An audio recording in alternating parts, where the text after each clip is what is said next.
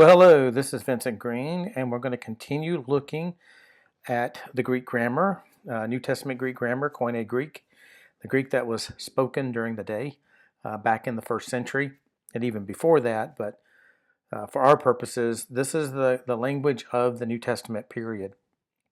And the entire New Testament from Matthew to Revelation is originally appears in this language.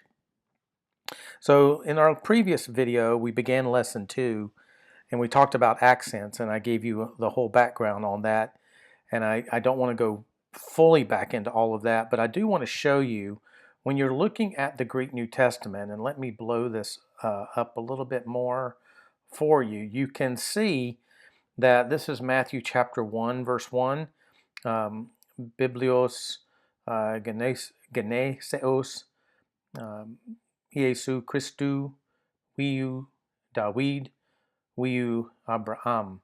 And so this is the book of the genealogy of Jesus Christ, son of David, son of Abraham, is how you would loosely translate that, as you would know from Matthew chapter 1, verse 1.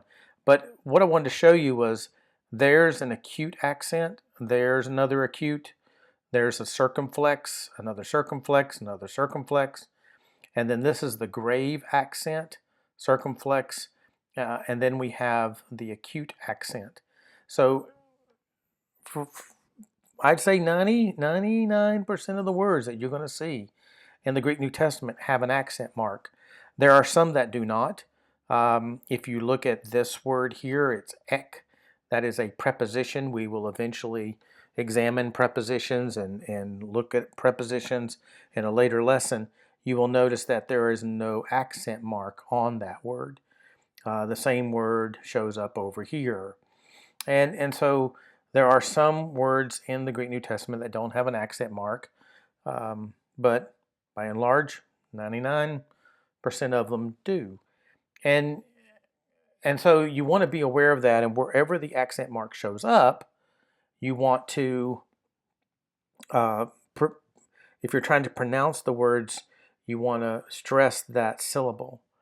But the reason we're covering the accents in this lesson and kind of going into detail about them, because in essence, when you read the Greek New Testament, you're never going to have to translate from your language into Greek. For practical purposes, you're always going to be translating from Greek to whatever your language is, Greek to English or whatever your other language may be. But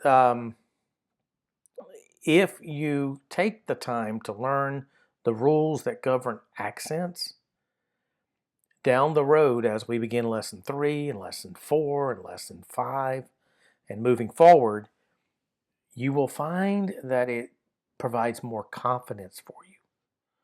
Even though most grammars would just wipe this away and not deal with it, in essence, it's one of those things that it's technically not required to learn the language, but if you do learn it and spend the time to kind of maximize the learning effort here, going forward, it can be a great blessing to you.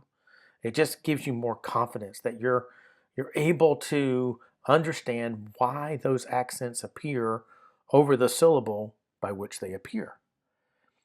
And so that's why I'm taking the time to work through this, to go through this. And so in our previous video, I talked generally about accents and gave you some preliminary definitions. We're concerned with the last 3 syllables of the word going from the back, or the end of the word going backwards. The last syllable of a word is called the ultima. The one before that is the penult. The one before that is the antepenult. And so we just want to be aware of all of that and work through it. And so we talked about lambonomen, and we saw how syllables are formed. And we saw here that the ultima is men, mu, epsilon, nu, and that the penult is the nu, omicron. And then the antepenult is the beta, alpha. And so this is a 4-syllable word. The 4th syllable is lambda, alpha, mu, but there's no name for that, okay? There's no name for that syllable. Or you could call it antepenult, but technically there's no name for it. When it comes to accents, we're only thinking about the final 3 syllables of any word. And not all words have 3 syllables. Some have 2, some only have 1. And so we have to be aware of that. But we talked about the general rules of accent, and then we applied the general rules or in connection with the rules of verb accent. So I went through all of that in the previous video. You can go through all of that. I don't want to rehearse all of that here. What I want to do is deal with the other aspect of this, the noun accent. The noun accent. Nouns are different than verbs. Verbs, the general rule for verbs is that verbs have recessive accent. That means that in verbs, the accent tries to go back as far as it can, as the general rules of accent will permit. So the special rules governing verbs, that special rule interacts with the general rules, and that's how the accents were figured out, of where they would go. Well, nouns are different. In nouns, the accent mark remains on the same syllable as it appears in the nominative singular, so nearly as the general rules of accent will permit. Now, we haven't learned yet nominative singular. We will learn that, what that means and what that's about in lesson number 4.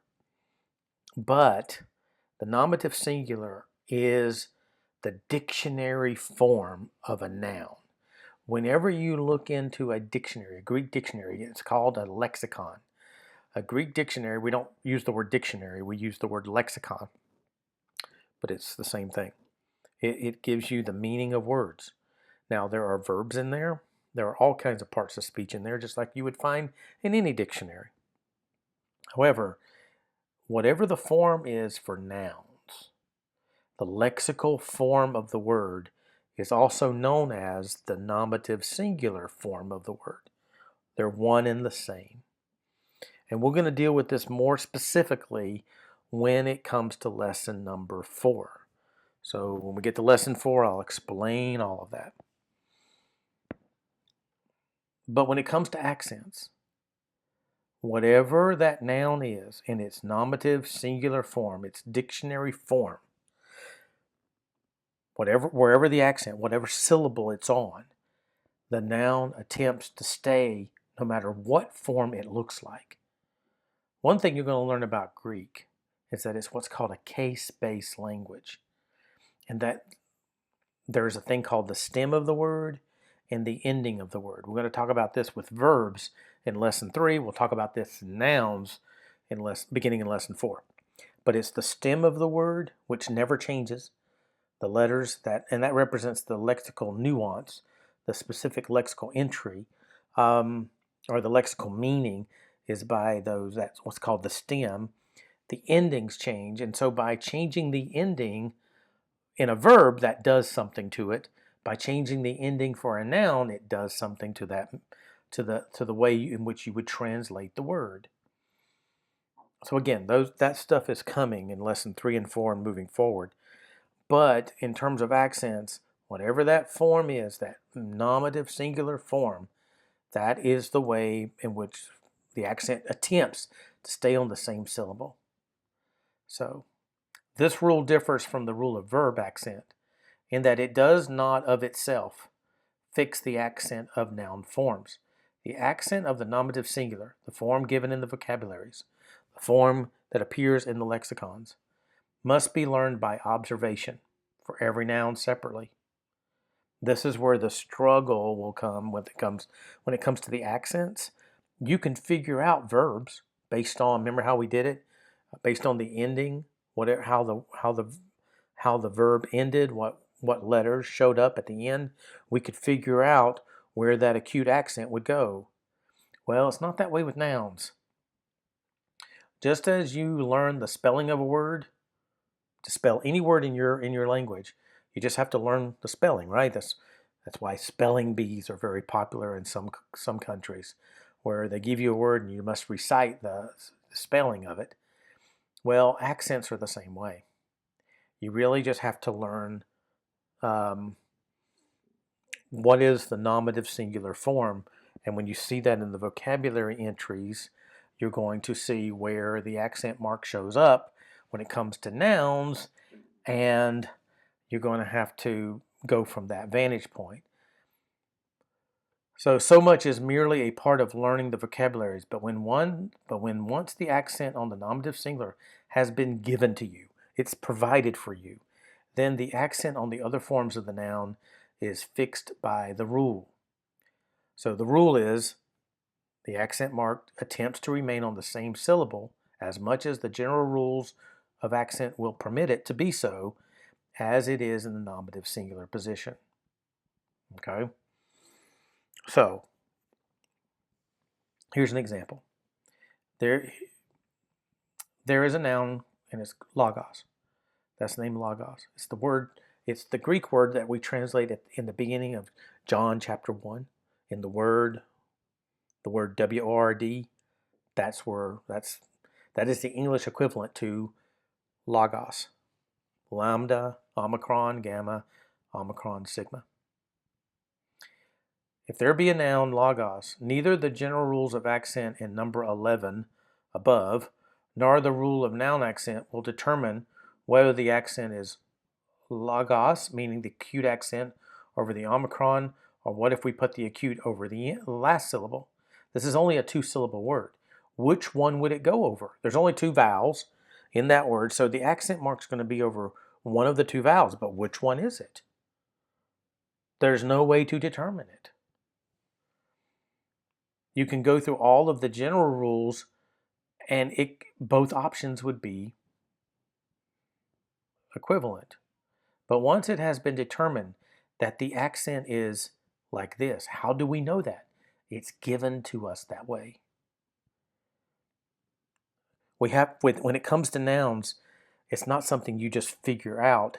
You have to depend upon the lexical entry and then base all the other possibilities, the other ways in which that word can show up in the Greek New Testament, and then figure it out from there. So this is what's called the nominative singular form. We'll learn about the nominative singular form in lesson number 4. But this is the way it would appear in the vocabulary.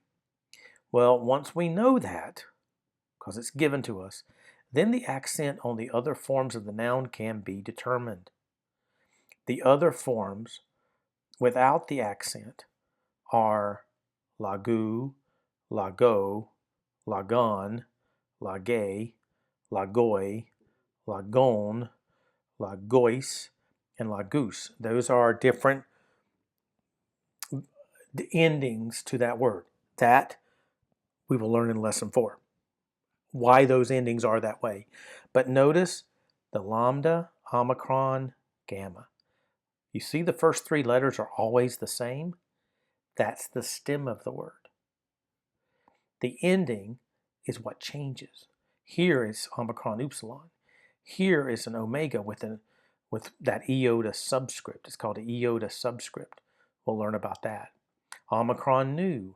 It's an epsilon at the end, an omicron iota at the end, an omega nu at the end, an omicron iota sigma at the end. Remember the final form of the sigma? And then we have omicron upsilon sigma. Those still mean the concept of W-O-R-D, the translation of logos. They all mean the same thing, but they function in different ways based on the ending. That's what we talk about in lesson 4. But what about the accent mark? Where would the accent mark go for each of those possibilities? The only one we have is the one that's given to us in the vocabulary, in the lexicon, in the lexical entry. That's the only one we know of. We don't have any of these.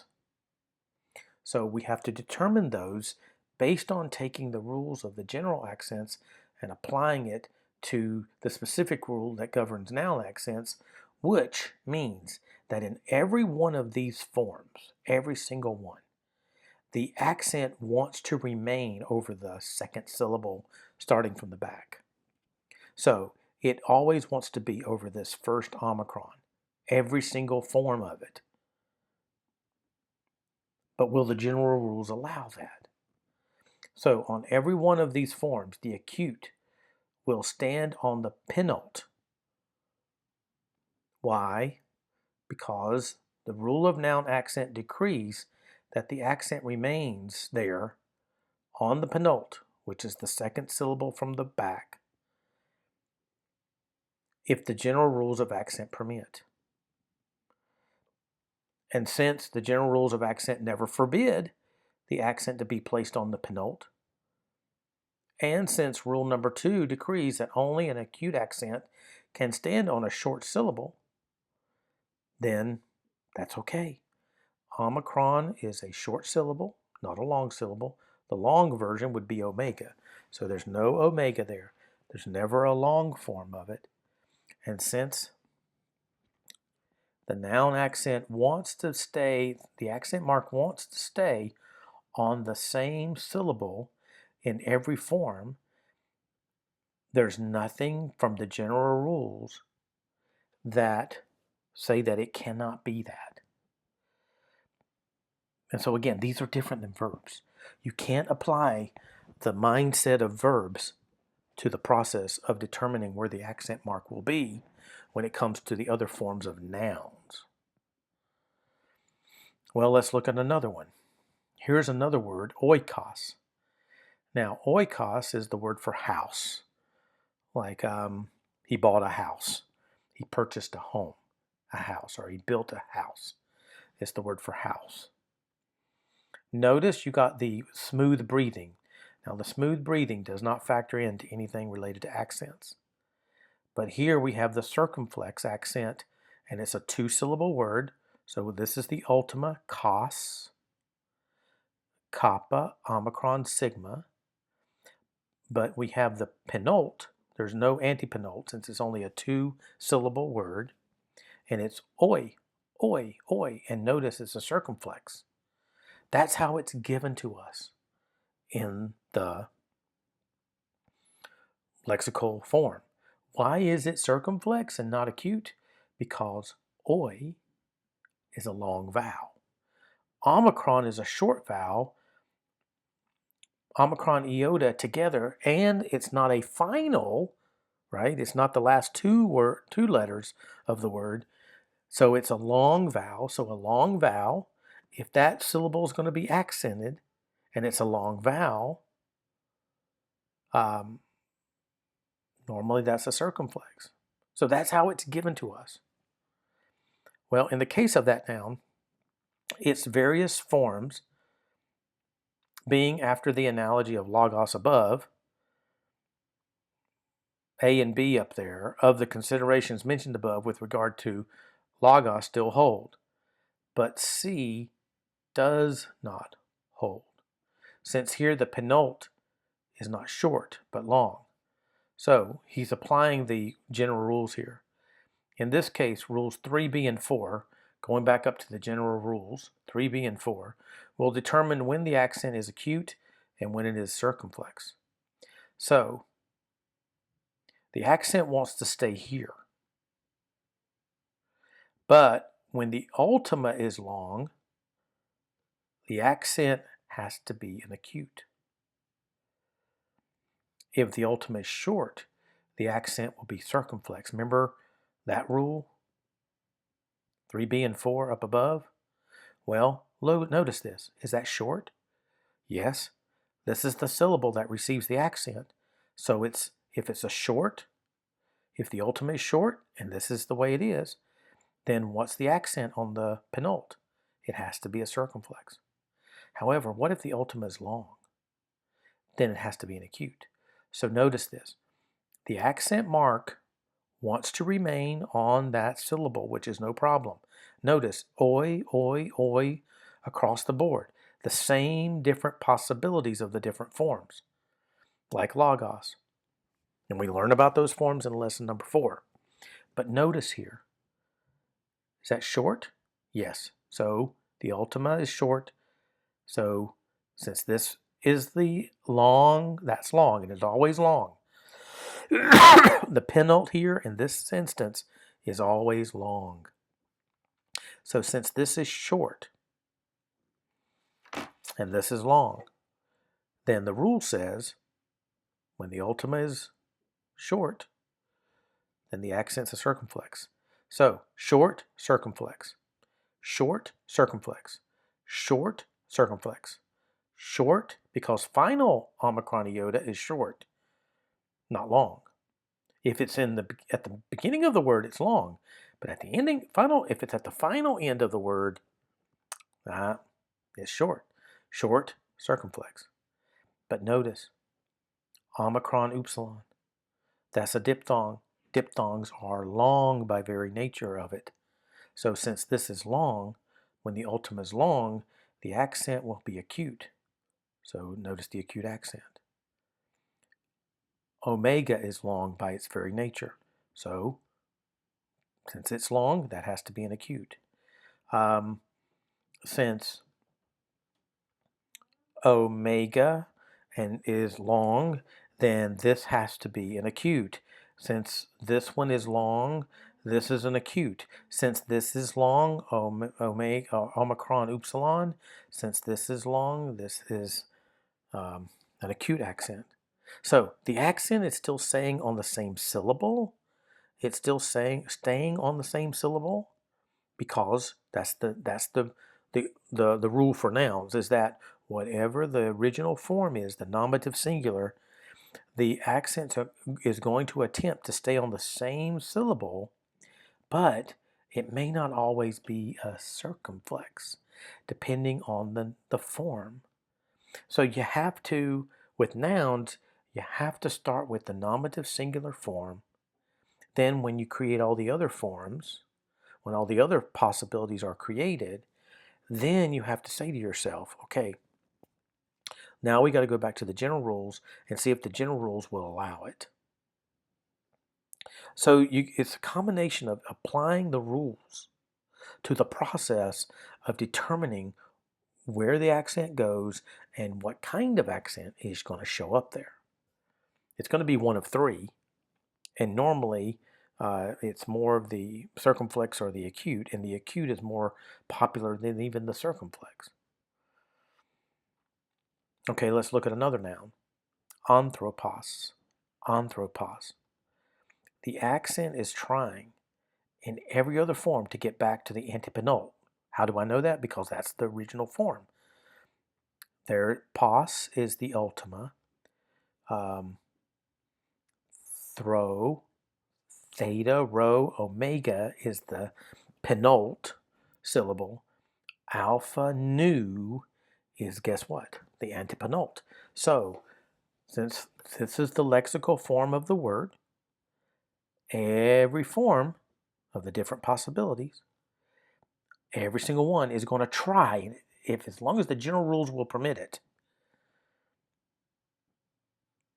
to get back to the antepenult, because that's the rule of noun accent, right? Since it is the antepenult, though, which is accented in the nominative singular, but where the ultima is long, the accent cannot get back to the antepenult. That's one of the general rules. Because that would violate Rule 3a. 3a in the general rules up above won't allow that. If the ultima is long, it can only go back. The accent mark can only go back to the penult, the second syllable, not the third. So the nearest syllable to the antepenult which it can reach in these cases is the penult. So the rule of noun accent decrees that the nearest syllable is the one upon which the accent must stand. But since the ultima is long in these cases, Rule 3b decrees that the accent upon the penult shall be an acute. It can't be a circumflex, because the ultima is long as well. So notice the different forms here. We have anthropos, the same different possibilities. Os, which is nominative singular. We have an u. We have the omega iota subscript, omega nu, the epsilon, the omega iota, the or omicron iota, sorry, omicron nu. Then we have omega nu, omicron iota sigma, omicron upsilon sigma. So omicron sigma is that, so the omicron, is that short or long? Well, it's short. As long as it's short, that can remain there. And that's the lexical form anyway. What about here, though? This is a different form. Omicron upsilon. That's a diphthong. so it's long. It can't go back here. The rules of general accent won't allow it. So it has to go here, and it has to be an acute. Here we have omega. We have the omega, and the omega is long. So since that is long, it can't go here to the antepenult. It has to go here to the penult, and it has to be an acute accent. Here we have the omicron nu, so that is a short vowel, making it a short syllable. The ultima is short, so it can go back and stay where it normally would want to stay. The epsilon is a short vowel, and so that means the ultima is short. So guess what? It can stay where it wants to stay. Final omicron iota is short, so since it's short, guess what? It can stay here as well. But then when you have omega nu, the omega is long, and so since the omega is long, then it can only go back here. We have omicron iota sigma. So if it's omicron iota sigma, omicron iota is not final. If it's final, it's short. Here, there's a letter coming after it, so that means that's long. If that's long, it has to go here. It can't go here. See, it depends on this ultima. If it's short, yes, stay where you want to stay, to the antepenult. But you can't stay there because the general rules won't allow it. This omicron upsilon is just like here. This is long, long. So if it's long, it can't go here. It has to go here. So again, with nouns, you start with the nominative singular form and you say, okay, the goal is for it to stay on this syllable, wherever it shows up. But then you have to look at each other form. And you have to make decisions based on what the lexical form is. And so the only way you're going to learn the lexical form is that's the form in the vocabulary. You're going to have to learn how to spell these words. And when you learn how to spell these words, you should learn the accent mark when you also see it in the vocabulary. Learn where it's at. Learn where in the vocabulary, in the lexical form, as we look at these, you'll see these forms show up. We're going to come back to this one in just a minute, but let me kind of give you an idea of what I'm talking about. So this is lesson 4. Okay, we'll eventually get to lesson 4. But notice, adelphos, this is the vocabulary. Starting in lesson 3, you're going to be having vocabulary that you're going to have to learn, and I'll explain all that when we get there. But in the vocabulary, notice this is the word for brother and man and apostle, servant, slave. These are nouns, okay? Notice where there's always an accent mark. Adelphos, it always wants to be on the ultima. In the nominative singular form, this is the lexical form of the word. Anthropos, we just looked at that one back in our lesson number 2. This is apostolos, it's wanting to be here. Doulos, it's a circumflex that wants to be there. Doron is another one, a noun that means gift. Notice where the accent mark is and what type of accent mark there is there. Here is thanatos, or thanatos, and that's the word for death, and you have it on the antepenult there. And then you have hieron. Remember the rough breathing has an H sound? Hieron. And so hieron and is the word for temple. And notice it wants to be at the end. There's our word logos. Nomos is the word for law. It's again a ultima and penult. So it wants to be there. Oikos is the word house. We've already seen that one. Then we have weos. That's the word for son, like son of God, son of David. Weos is the Greek word for the word son. And notice it's a 2-syllable word with the accent on the penult, or the ultima. Sorry, the ultima. So you have, when you learn the vocabulary, you want to put the accent mark in it. And solidify both in your mind. So when you spell out for yourself, when you spell and compose the Greek words, you want to be able to spell them from memory, and you want to be able, the verbs and the nouns, you want to be able to spell these words from memory So, and then put the accent mark where it goes. Again, at the end of the day, that's going to create more confidence for you in learning Greek, in learning the Greek of the New Testament. It's gonna pay dividends for you long term. Things are going to become more familiar when you're looking at the language itself, when you're looking at the text, and you're examining it, and you're trying to just basically translate it first before you ever would exegete it and get into all the details of it. So you want to be aware of that. That's why learning Greek, especially the way I'm teaching you, is going to take some time. Um, and so this is just the way it is. And that's why I'm making these videos the way I am. I'm going into this detail so that you can walk through it at your own pace and become more confident with it as you go through these videos. Okay, so here was the final word. In the case of the noun hodos, the accent will stand in every form upon the ultimate, because that's where it wants to be, right? Ho, because there's a rough breathing there, hodos. Since this is the nominative singular form, and since the general rules of accent never permit the accent from standing on an ultima, it can be there. However, if the ultima is short, the accent must of course be an acute. And notice, is omicron's, is that a short vowel? Yes. So the accent wants to be on the ultima, and it's a short one. Boom, there's the acute accent. But if the ultima is long, the accent, so far as the general rules are concerned, can be either acute or circumflex. So since that's the case, since the general rules allow it to be either, therefore the rules so far given will not determine which accent is to be used. Thus, look at every form. Hodas, hodon, hode, hodoi, hodu, hodo, hodon, hodois, hodus, or hodu, hodo. These are the different possibilities.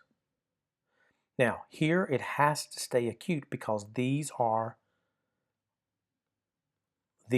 syllables represented in these forms, the ultima, are all short. So if it's short, yeah, it can stay the way it is. But what if the ultima is long? So here you have hodu, hodo, hodon, hodois, hodus. Notice for the general rules, it could look like this. These are all long. Or it could look like this. The general rule would allow either one.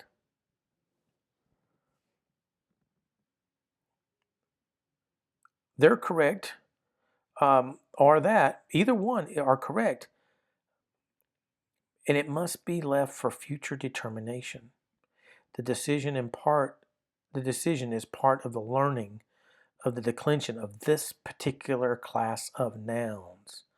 So what he's telling you, what Machen is telling you, is that there are some nouns where the general rules, when you apply the general rules to the rule of noun accents, the general rules will not solve the problem. It solved the problem here. It solved the problem here. It solved the problem here because all of those examples were two-syllable words or three-syllable words. Two-syllable nouns or three-syllable nouns. Where the accent mark did not desire to be on the ultima in the lexical form. Whenever you have words, certain words that have the ultima, any certain nouns, let me say, that where the noun wants to be, the ultima wants to be accented in the lexical form of the noun, like hodas, the general rules are not going to solve the problem. So what does that mean? It means we're going to have to study that later. So we'll come back to this at a future point in our study of Greek grammar. It means we haven't solved all the problems yet. But when you apply what you've already known, and that's what Machen does here, he's like, you could see it right like this or like this. There's a reason why it's one or the other. It's only going to be one or the other. It's never going to be a combination of them. And it's not going to appear like this in one place in the Greek New Testament and like this in another place, okay? It's going to have one or the other. But how do you determine that? Well, that's left for a future determination, which we will talk about at some future time as we go through the grammar. So don't worry about that. So again, what I'm trying to tell you is that the accent marks is something you want to be aware of. I mean, at the end of the day, you're never going to have to, in the final analysis, when you're actually translating from the Greek New Testament, the accent marks are given to you. They're just put over the whatever syllable it needs to be. But so you ask yourself, why do we study all of this? Why do we make a big deal of this right now? Is because if it'll help you. It'll help you gain more confidence in learning Greek vocabulary and learning Greek grammar, because you have to learn how the words relate to each other. You have to learn how to translate. And the accent marks can be an additional help. They can solve some problems for you by just understanding what accents are, just understanding where the accents go. So this is what you need to do. These are some nouns: apostolos, koine, and ploion. So this is number 1, this is number 2, this is number 3. So the answer key is, if you go into the YouTube description, okay, if you go to the YouTube description,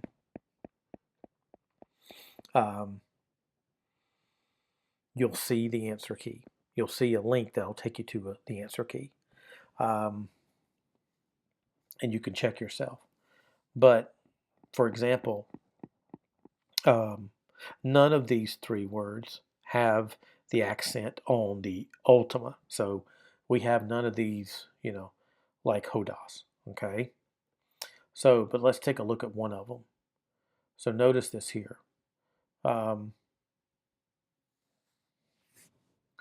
Let's look at apostolos, okay?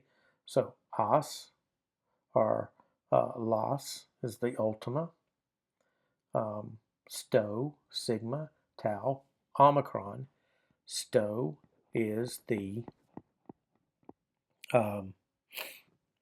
penult, and the alpha, pi, omicron is the antepenult. And there's a smooth breathing because it's vowel at the beginning. So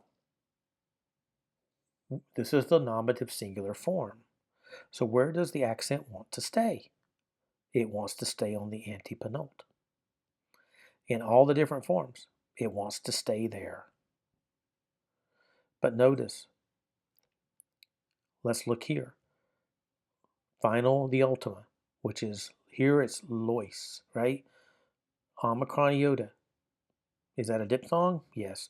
Is it final omicron iota? No, because there's a letter after it. So that means this is long. So if it's long, it can't go back to here. It has to be here. And it has to be an acute. So here, it wouldn't follow this pattern. The accent mark would show up over this omicron. Why? Because this is long. Omicron upsilon, is that long? Yes. So it can't go back here. It has to be an acute here. Omicron upsilon, is that same diphthong? Yes, it's long. So it's going to show up here, not here. This is where it's going to be. But what about this one? Omicron iota. Is that short or long? Well, final omicron iota is short. When you have another letter after it, it's not. That's long. But this one's short. So it can go here and stay where it wants to stay. What about apostolo? Omega, iota subscript, that's long. So since it's long, it can't go back to where it wants to go. It has to be like these that are long, and it shows up here. So what I want you to do is work through those. There's just a few of them. Try to ask yourself, where does it go? Where does it go? And then check your answers with the answer key and see if you can figure out. If you miss one, try to determine, troubleshoot. Ask yourself, why did I not get that right? Think about it. The more you do this, then you'll learn more deeply. Now, is this the only time you're going to be working with accents? No, you're actually going to work with accents every lesson moving forward. How do I know that? Because when we get to like lesson three, here's vocabulary for verbs. Notice you're going to have translation assignments. This is Greek, translate to English. What about this though? These are English, translate back to Greek. You're going to go backwards. And when we get here, I'm going to show you how to do this. But if you learn the accent marks, you'll be able to work on it. When you go from when you start with English and go back to Greek, then when you have to write out the Greek word, you can also put the accent mark in. Isn't that interesting? So we're going to be able to work with accents moving forward. And so we'll do that as we go. But I'm hoping this is helpful to you. You can even try to work on this one here and see if you have to decide if those are accented correctly or not. And so check yourself, work on the verbs, work on the nouns, and try to get a little bit more familiar with all of this, work through the rules, try to understand them. But the next video I come out with will be for lesson number 3. We're going to talk about verbs and begin to actually translate. Work on translating. It's going to be fun, really fun. Okay, let me pray for you. Dear Lord, we just thank you for this opportunity to be able to look at your word, to look at your truth in terms of how the language is formed, even though many would not put much emphasis on accent marks. Lord, we know that if we do learn this and apply our knowledge to this study of Greek grammar, it's just going to give us more confidence with your word, more familiarity with how your word is written in the original language of the New Testament. Lord, it's just going to help us in every single way. So Lord, I pray for each one who attempts to do all this and work through this and do it. Lord, just give them grace, give them mercy, help them to understand as much as possible. And Lord, we just reward their diligence for this. And Lord, may you receive all the praise and all the glory. In Jesus' name we pray. Amen. So what you want to do is work on lesson 2, and then when you feel comfortable, go to lesson 3. And so I'll be making the video sometime in the future. And so when lesson 3 is available, you can go to lesson 3 when you feel you're ready for that. Okay, take care. God's blessings. We'll see you next time.